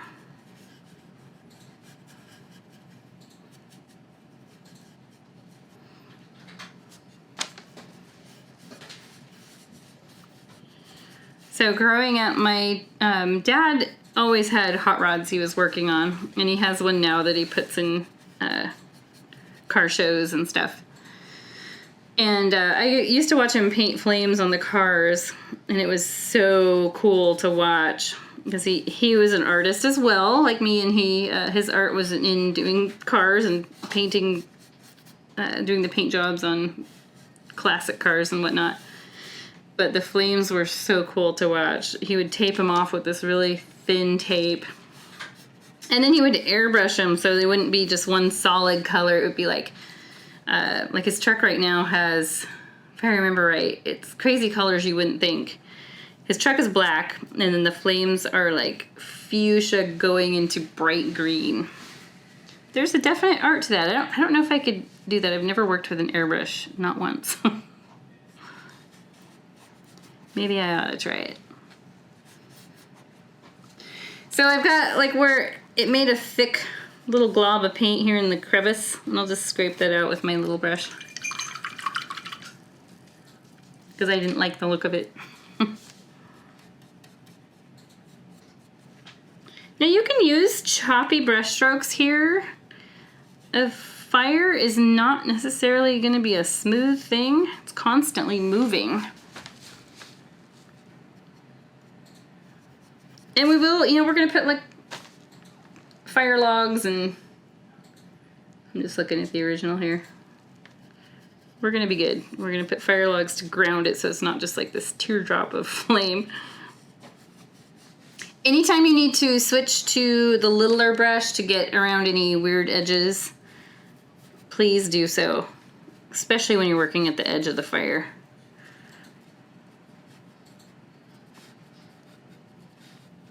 So yes, looking a bit like Van Gogh's Italian Cypress Tree in Starry Night. I suppose I must have been subconsciously inspired. I've painted that one a million times teaching it in the studio. That was the very first painting we ever taught on October 12th, 2011. That was our very first class. I had 2 students. But we did a trial run of the painting I think it was about a month before, and invited a bunch of friends, and then we had 32 people. That was pretty fun. They were all friends, and they all brought food, and they all brought wine, and it was a 3-hour wine and paint fest with friends. There. Okay, that's looking pretty good. Shape-wise, and the little tendrils of flame coming off of it look like about the way they should. You can always touch up anything.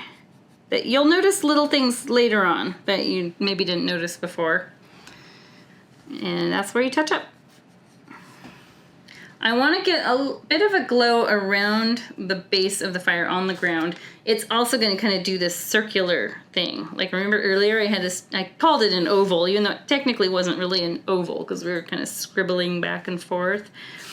We want to do that same sort of thing, although I want it to be pretty sheer and transparent. So to do that, I'm not going to use a lot of paint on my brush. I'm going to take my paper towel and I'll dab my brush a lot on it. So I have you can see all the paint bristles. You see a little bit of yellow tint, but not much. So here's what I'm going to do. I'm going to take that and I'm going to go, starting back here, go around the bonfire. And you will run out of paint and you'll need to dip it back in there, but just dip it in a very small amount of paint. And here's what I do. I'll dip it in the paint and then I sort of swipe it on the palette so that way you have less. So what we're doing here is kind of what I would call a dry brush technique.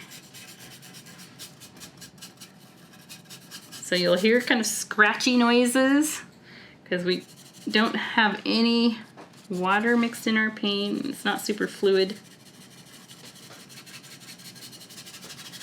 And I just gradually build on that. How bright do you want it? Well, let's see.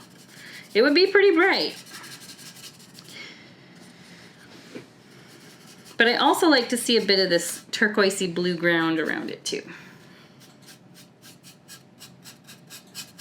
Sometimes, if it's turning kind of greenish because of the blue under it, what I've done in the past on very similar paintings is I've taken the yellow and I've mixed a little dot of white with it, so you get kind of a buttercream, like lemon buttercream color.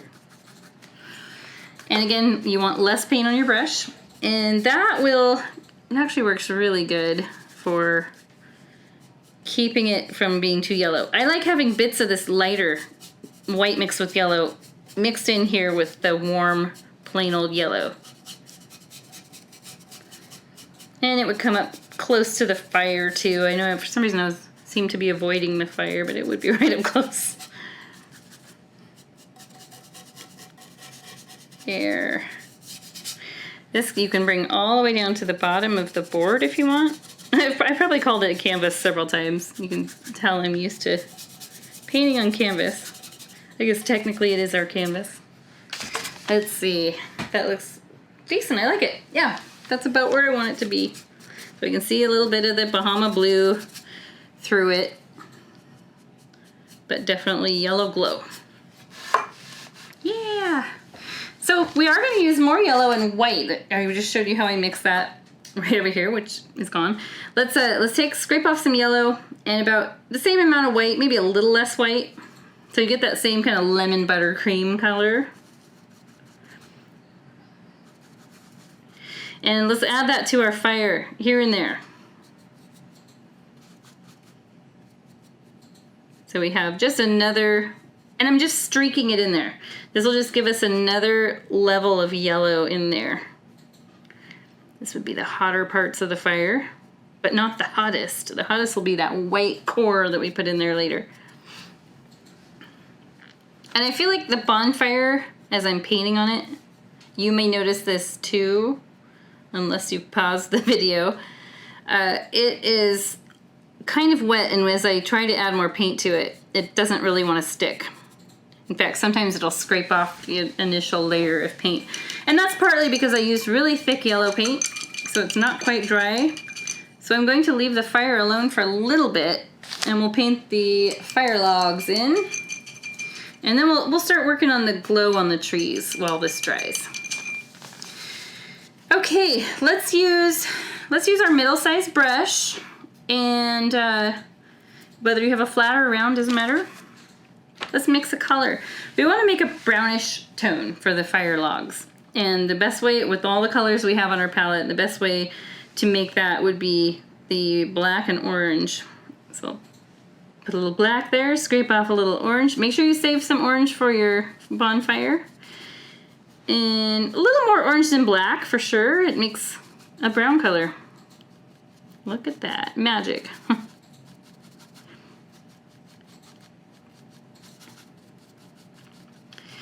Perfect. And now we're gonna paint the fire logs. So if you've ever built a campfire, a lot of times you end up building like a pyramid thing first, or like a crisscrossed thing. For this one, I just kept it simple. And I did a fire log here. They're flat, so you don't want to tilt this too much or it would look kind of funny. And I had one coming out here. We'll touch up the fire around these logs. So if you accidentally go over the base of your fire, don't worry about it. And this one technically, like if you were to follow it through, it's gonna come out over here. I feel like I need to use my littler brush only because that round one has gotten a bit frayed. Then I can shape these out a little better. Although these are like probably broken off branches and trees they found in the forest, so they wouldn't be perfect. Maybe I was trying to make them a little too perfect. And then I'd have one coming out here towards the center downward area. We're gonna put some highlights on these, which will help because right now they don't look good. And let's see, I'll do one coming out over, this one would technically go through here. You might have a peekaboo view of it back here, but I also want to put one here. And you can see I'm making them all the same size, which is really bad. I am one who runs into that problem as well. So I'm going to purposely try to make some different. Maybe this one will have a branch. Sure, well, actually that looks pretty good with the branch, so let's do that. Put a branch on this one. Here. Why not? This one can be like more of a true log. And yes, down around here, it doesn't look super great where the fire is coming out because I overlapped on accident. But that will be cleaned up later. Let's leave our fire alone. Oh, I'm sorry, I think I was off camera. Great.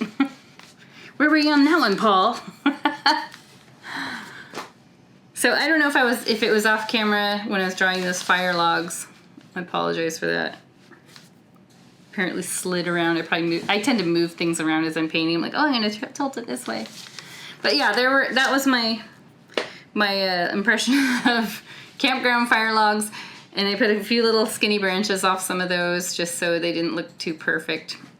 And let's see, I can see now looking looking at my painting on the screen rather than looking over the top of it like I am here, this is where it benefits to paint with an easel because then I can see it better. But I can see my fire is tilting a little bit. It's leaning. And I want it to go straight up. So that's where I would take and correct it by adding more girth to this side. Maybe more like little licks of flame.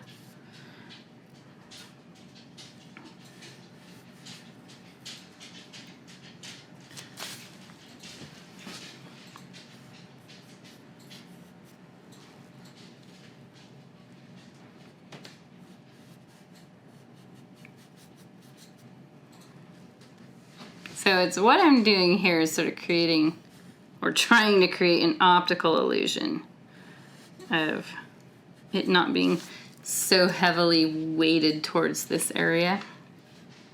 I guess I could fix up down here.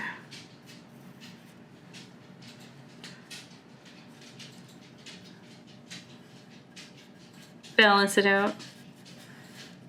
I don't know, I suppose when you light a fire, they kind of lean everywhere. Twirl around all that.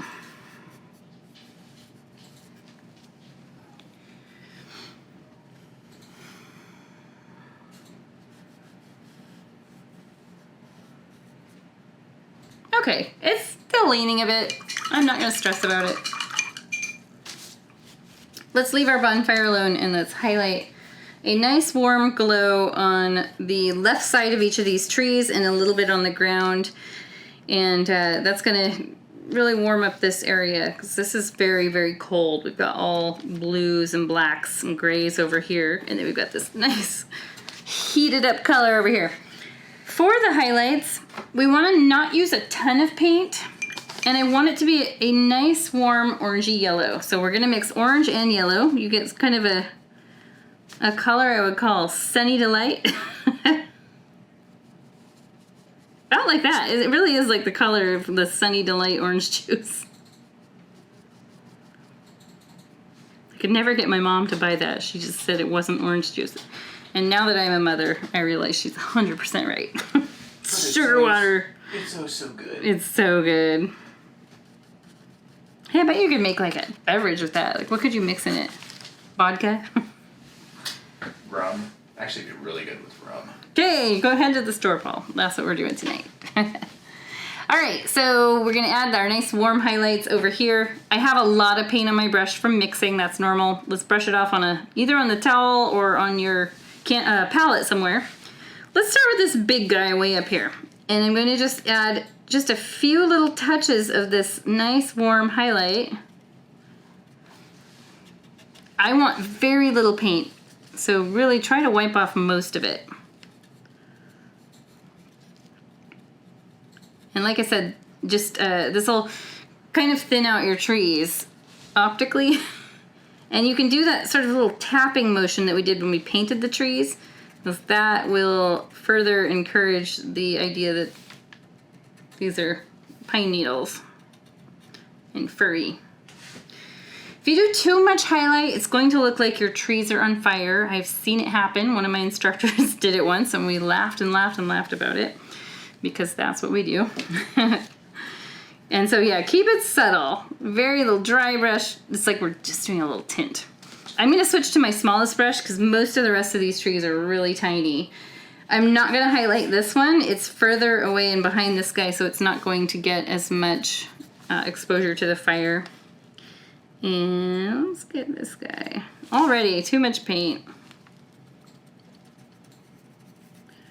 Go as little as possible and then plan on adding more if you need to. I feel like I could use a tiny bit more orange in my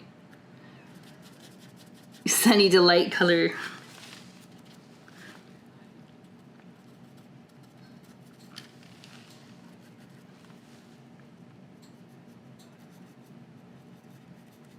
I did this painting as a mural with Nike.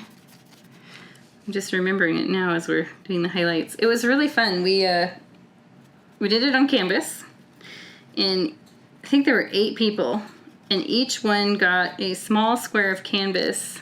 They didn't know what the image was that they were painting. Only the person who worked there who picked it out knew. And so they were just painting little, I printed out pieces of paper that they were supposed to replicate the exact little bit that was on their piece of paper, which they did amazingly well with my help. And in the end, we put it together like a puzzle, and it was this scene. It was so cool. And then what usually has to happen at the end is there's always a few little touch-ups, like maybe a tree didn't line up quite right with like maybe one person had a square that had the bottom of the tree and the other person had the top of the tree. And they might need to be lined up a little bit. In more technical paintings, we've actually pre-sketched the mural out a lot of times, and that works beautifully if you've got a landscape with more technical things, buildings and whatnot. It is always fun to do one where most of the painters don't know what it's going to be. And listening to them try to guess is great. So again, I'm going to emphasize that we don't want to put a huge amount of highlight on these trees because they will look like they're on fire. And so if that happens, just go back with your dark tree color and add some more of it back in just to sort of dull down the highlight. We just want to touch, just sort of frosting these. These are like flocked Christmas trees, only we're flocking them with a nice warm glow. That looks about right. That's about all I want to do. I might add a bit more going this way, just a touch. And now I'm going to highlight some small parts of the edge of this hill. I'll use my bigger brush for that, which, hey, it already has some paint on it. Oh, wait, never mind. It had some black in it. That wouldn't work. So I'll take the same Sunny Delight color, not a lot of paint on the brush. I'm going to highlight it down here.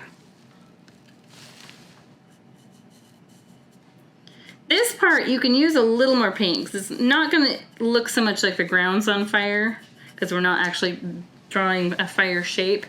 But on the trees, that's where it can look like they're on fire. And I didn't know it until my employee painted it that way with too much orange, and it was funny. There, look at that. So this is kind of cool, just using the highlight. I went down this way, kind of how we highlighted the mountain, and it creates this look like there's a little cliff-like rise here. It's fun to take a shape and turn it more three-dimensional just by highlight and shadow. We're just about done, guys. Not a lot more. Just some touch-up stuff on the fire. And we need to add a glow to the fire logs. Let's use our littlest brush and let's mix the yellow and white, that soft buttery color we made earlier. You might still have some, or like me, it might have just dried up.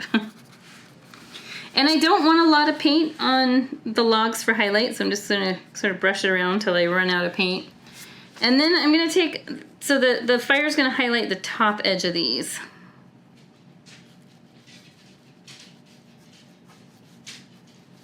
And it can be a rough brush stroke because these are bark.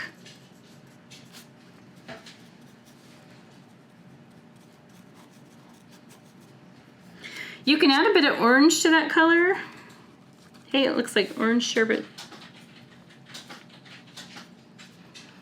And then I'm gonna touch up the bottom of the fire with just plain yellow where it meets the logs because it ended up looking funky once I added those logs in there.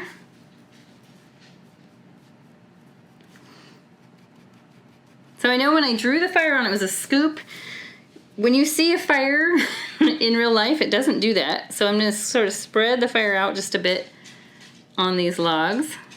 Doing this scoop was just a good way to get you guys to do the shape right at first.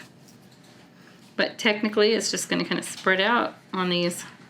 You can even dab your brush down and bring some yellow out that way. Now we're gonna add some of our Sunny Delight colors, so the orangey shade. Every time I add orange to this, I didn't use just the pure orange because it's a little, here's what it would look like. It's not too bad, but it's a little bright. I mean, it's a little pumpkin-y looking. And we want it to be a little just a touch softer. So by mixing it with the yellow, that's what's gonna happen. I am running out of yellow. So here's my little spot where I mix Sunny D. Orange and yellow.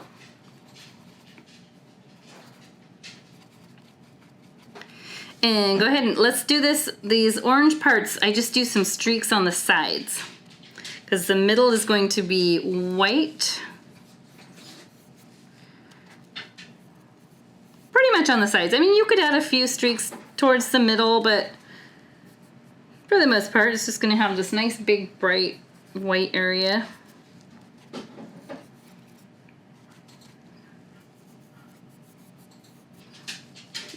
Really just a few steps left. If you want to add orange on the logs down here, that always looks good. Before I add the white, I want to add sparks. And I actually did those with the very tip of the brush bristles rather than the handle. They don't have to be perfectly round. And I felt like I could control and make them real tiny that way. So I'll just dip the very tip of the bristles in this Sunny D color. And at the top of the fire, I'll do a little row of dots. And any of these little tendrils of fire, you know, I'll use yellow too. I think the yellow will stand out a little better. Any of these little tendrils of fire that come up could have little trails of sparks. And then if you've ever sat by a campfire, you know that the sparks are scary. Oops, I just totally spit on the painting. Sorry, painting. The sparks are, they pop out towards you. Oh yeah, they don't discriminate. We did a lot of camping when I was a kid.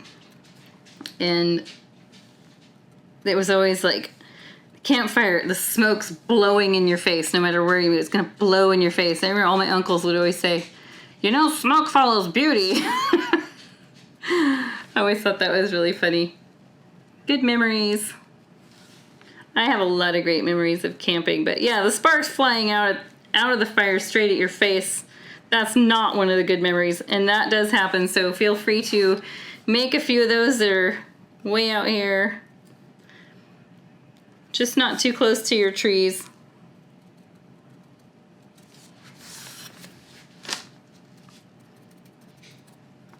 Sorry, painting, I didn't mean to spit on you.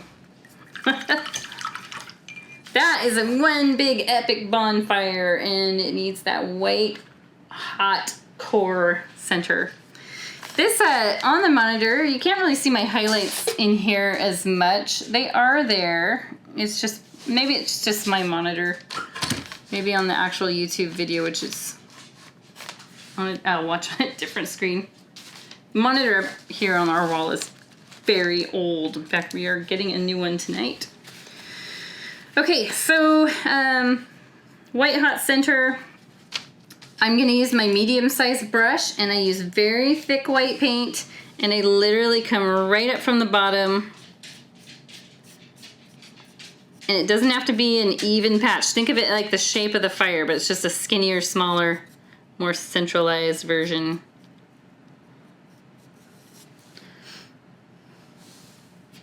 This little thing I learned just from looking at different paintings of fires, because I wanted to have mine look fairly decent. So I did look at several different, not only paintings of fires, but also pictures. And I did notice a lot of them, the paintings especially, they'll do this white center, and it just sort of ties it together really nicely. And the cool thing is, if you feel like you got too much white, you can come back in with a little yellow and bring it in towards the center. Once the white dries a bit, would be a good time for that. But I like it with nice thick white area in the center. And now I've got this hole up here. I could turn it into a bird, but that would be more of a pterodactyl sized bird. So I'm gonna leave it and go with that there. And I think we are done. Outside of signing it, you can sign it, like down in here is a perfect area to sign your painting, or you can sign it on the back. If you want to add any more highlights or anything throughout, you absolutely can. Sunny D color's great down here. Like looking up at the screen, I feel like I could do a brighter highlight down in here.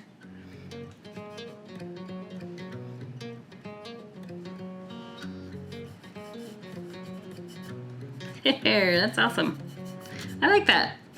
Doesn't look like my ground is on fire, and it works nicely with the rest of that. You can carefully add more yellow highlight through your trees if needed. But we are pretty much done here and ready to sign it. We've got our stars, we've got our mountains. It seemed like there was something else, but...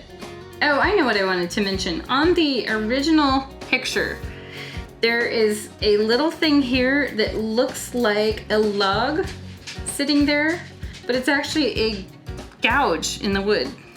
So I wanted to mention that because I didn't want you to think that I missed teaching you something. You could actually, in one of my paintings it was like this, we did paint some little rocks on the ground. So if you do that, keep them flat on the bottom, but I'm gonna leave it as it is. And thank you guys for joining me. Click like on the video, that helps our keeps people viewing our YouTube channel. You can subscribe to get notifications every time we post new content. Let us know how you like painting on the wood. I am always curious to see. This one's a little more intense than some of the other wood paintings we've done. Some of them we do that are just like sepia toned and relatively easy. This one is a little more involved, but it's worth it. I mean, look how it turned out in the end. And we're also, if you're local up Portland, Vancouver, Gorge area, we teach at Skamania Lodge once a month. We're there every third Saturday of every month. And from 2 to 4, you don't have to be a guest of the lodge to join in the class. You sign up, call the front desk at Skamania Lodge. Come in, we teach you painting. You can drink some wine, have some food if you want. And it's just a really relaxing setting to paint. And a lot of times we're in front of the big window or even outside where we just have the amazing view of the gorge. I think this month they have to put us in a room that allows for social distancing. So I don't think we'll have a view this month. But coming up, we're really hoping everybody is kind of doing what they should and staying safe, and we can get this COVID eradicated and out of the United States. So again, thank you for joining me, and I hope you guys have a great rest of your day. Let us know if any feedback, what you thought of it, and we'll chat later. See ya!